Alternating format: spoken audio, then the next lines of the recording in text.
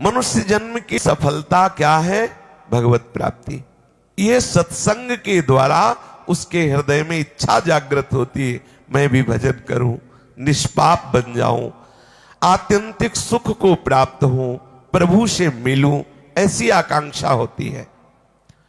परंतु सत्संग थोड़ी देर का ही होता है।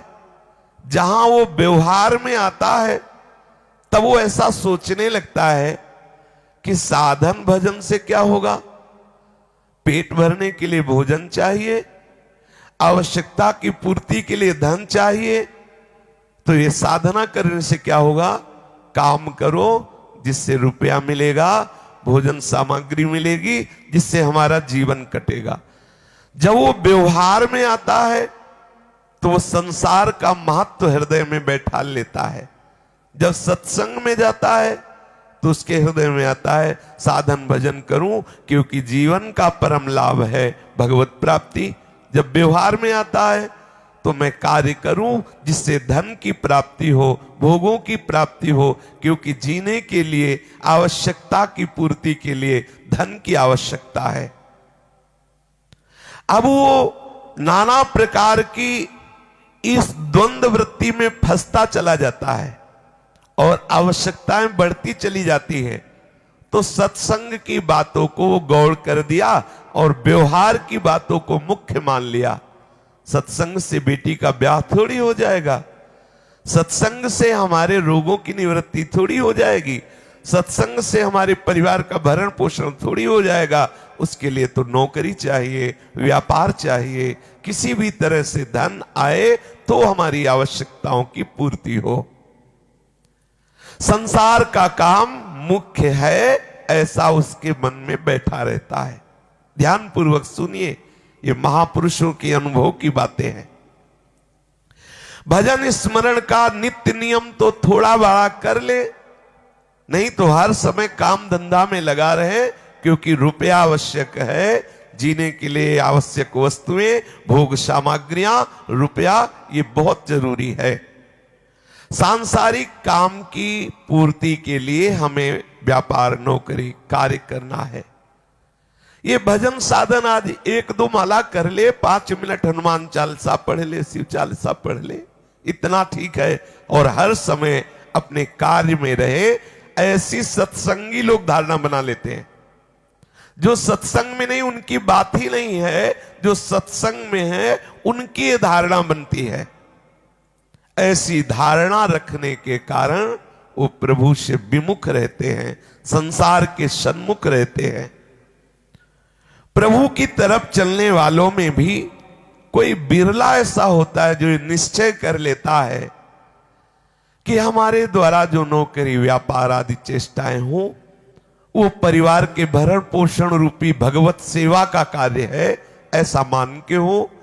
उन सेवाओं के समय भी हमारा भगवत स्मरण चलता रहे, क्योंकि जीने के लिए सब वस्तुएं हैं, लेकिन हमारा जीवन भगवत प्राप्ति के लिए है।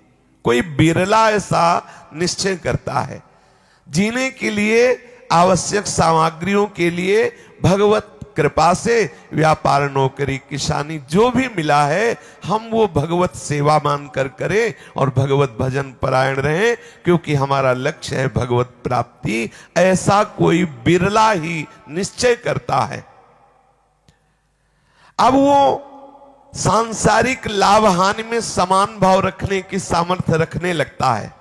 ध्यान दीजिए, जब ये लक्ष्य बना कि हमारे जीने का उद्देश्य है भगवत प्राप्ति, अब उसके हृदय में इतनी सामर्थ्य आने लगी, लाभ हुआ तो सम, हानि हुआ तो सम, क्योंकि उसका लक्ष्य अविनाशी है, चिदानंद है। लक्ष्य पे लाभ हानि से कोई फर्क नहीं पड़ता। वो निरंतर भगवत सेवा परायण, अर्थात जो क्रियाएं करता है भगवत सेवा के लिए, भगवत चिंतन परायण, लक्ष्य में सच्चिदानंद अविनाशी है, इसलिए उसको लाभ से कोई हर्ष नहीं, हानि से कोई शोक नहीं। वो द्वंद्वों पर विजय प्राप्त करने की सामर्थ्य प्राप्त करने लगता है। ध्यान दीजिए, कैसे हम द्वंद्व विमुक्ता हो? जब हमारा लक्ष्य दृढ़ हो जाए। हमारा लक्ष्य है भगवत प्राप्ति। बहुत सुंदर विषय है। हम सत्संग भी सुनते हैं तो प्रभु की सन्मुखता नहीं, संसार की सन्मुखता रखते हैं। ठीक है, थोड़ी देर सत्संग सुन लिया, माला दो माला भजन कर लिया, नहीं, आवश्यक बात तो धन है, क्योंकि संसार का काम धन से चलता है। ये हुई संसार की सन्मुखता। और यदि हम प्रभु के आश्रित हैं, प्रभु की प्रसन्नता के लिए गृहस्थ धर्म का पालन, व्यापार, नौकरी आदि भगवत चिंतन करते हुए कर रहे, तो सच्ची मानिए भरण पोषण विश्वंभर भगवान करते, संपूर्ण चराचर जीवों का कर रहे, वो आपका और आपके परिवार का भी करेंगे। प्रणत कुटुंब पाल रघुराई। आप केवल चिंता रहित होकर भगवत चिंतन कीजिए। जे ही आपका निश्चय बना भगवत प्राप्ति का, ते भी आप में सामर्थ्य आने लगेगी इन द्वंद्वों को सहने की। सांसारिक सिद्धि और असिद्धि में वो समान रहने लगेगा। व्यापार में लाभ मिला तो ठीक, हानि हुई तो ठीक, कार्य पूर्ण हुआ तो ठीक, कार्य पूर्ण नहीं हुआ तो ठीक, क्योंकि वो इन कार्य के आश्रित नहीं है, वो प्रभु के आश्रित है। इस कार्य के परिणाम में उसे विश्वास नहीं है, उसे प्रभु की कृपा पे विश्वास है। ये थोड़ा सुलझने की बात है। सांसारिक वस्तुओं को प्राप्त करने से कितने दिन हमारा काम चलेगा? कितने दिन हम धन संपत्ति का भोग करके जीवित रहेंगे? आखिरकार शरीर छोड़ना ही है। तो शरीर रहते हुए हमें जो लक्ष्य की प्राप्ति करनी है वह है प्रभु, वह है आत्म स्वरूप का बोध, वह है भगवत प्रेम। ये उपासक विचार करता है, संसारिक आदमी नहीं। संसारिक आदमी तो अधिक से अधिक भोगों का संग्रह कर ले, भोग ले, यही हमारे जीवन का लाभ है। जो ऐसा विचारवान उपासक है कि संसार के भोग कितने दिन हम भोगेंगे, कितने दिन हम स्वस्थ रहेंगे, कितने दिन हम जीवित रहेंगे, हमें ऐसा लाभ प्राप्त करना चाहिए जो शरीर छूटने के बाद भी जिसका नाश ना हो। जैसे हमने कोई पद प्राप्त किया सांसारिक, कोई संपत्ति प्राप्त की, खूब भोग सामग्री इकट्ठा की, पर जब शरीर छूटा तो हमें कोई लाभ नहीं मिला। जो हमने शुभ अशुभ कर्म किए उनका भोग भोगना पड़ेगा। तो शरीर छूटने के बाद जो हमें लाभ मिला वो क्या है? भगवत प्रेम, भगवत चिंतन, भगवत भजन। ये कोई भगवत कृपा पात्र उपासक ऐसा चिंतन करता है, नहीं तो वर्तमान के भोगों में फंसकर वो भगवत प्राप्ति की बात छोड़ देता है। शरीर छूटने में सब पद प्रतिष्ठा भोग व्यवहार स्वजन संबंधी सब छूट जाते हैं। तुम्हें मिला क्या इस जीवन में? जब तुम जा रहे हो तो मिला क्या? तुम्हारे पास है क्या? यदि तुमने भजन नहीं किया, आत्मस्वरूप का चिंतन नहीं किया, भगवत प्राप्ति नहीं की, तो पूरा का पूरा दुर्लभ मनुष्य देह व्यर्थ कर दिया। ये कोई विचारवान उपासक ऐसा विचार करता है।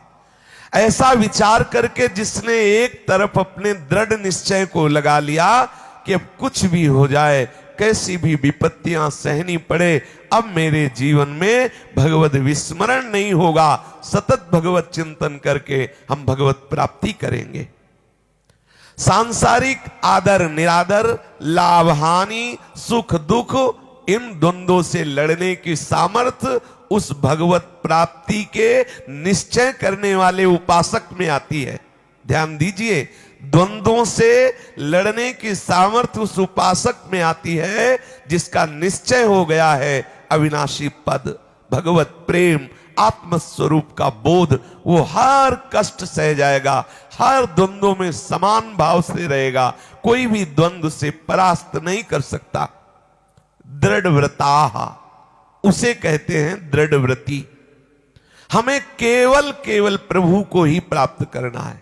आप देखो हृदय में क्या ऐसा निश्चय हो गया है?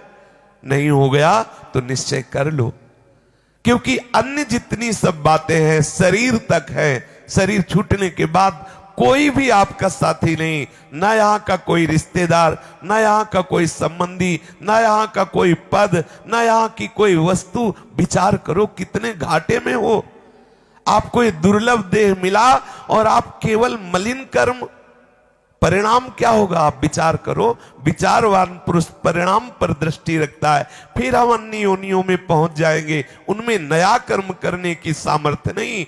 अन्य योनियों में पुरुषार्थ करके चिदानंद रस की प्राप्ति की सामर्थ्य नहीं है, ये केवल मनुष्य शरीर में है।